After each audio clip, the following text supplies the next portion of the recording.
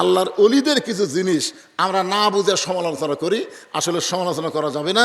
প্রত্যেকটা জিনিসের ভিতরে ঢোকা লাগবে। আল্লাহ বলেছেন উদখুলু ফিস সিলমি কাফা, ইসলামের ভিতরে পুরাপুরি প্রবেশ করো। মশারির ভিতরে পুরাপুরি যদি আপনি থাকতে পারেন তাহলে কিন্তু মশা আপনাকে ধরবে না। জোরে কোন কথা ঠিক কিনা?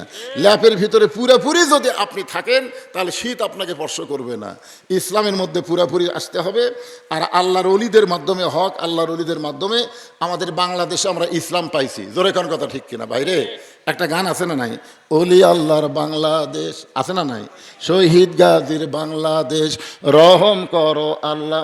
আমাদের বাংলাদেশে কোনো নবী আল্লাহ পাঠায়নি, কোনো নবীও এই বাংলা ভাষাভাষীর কাছে আসেনি। দুটা সাহাবী আসছিল, চিটাগাং দিয়ে চলে গেছে, চিটাগাং দিয়ে চলে গেছে।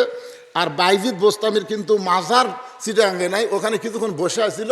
এই জন্য বাইজিদ বোস্তামির দরবার, ওনার মাজার আমি দেখে যাচ্ছি, ওনার মাজার কিন্তু ইরাকে আছে। তো ব্যাপারটা হলো আল্লাহর অলিরা এখানে এসেছেন, অলিদের মাধ্যমে আমরা ইসলাম পাইছি।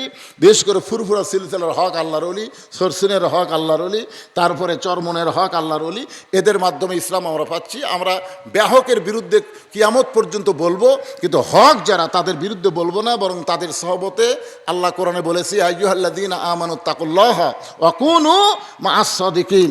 আল্লাহর ভয় যদি কলিজার মধ্যে রাখতে চাও তাহলে আল্লাহওয়ালা সত্যবাদীদের তোমরা সাথী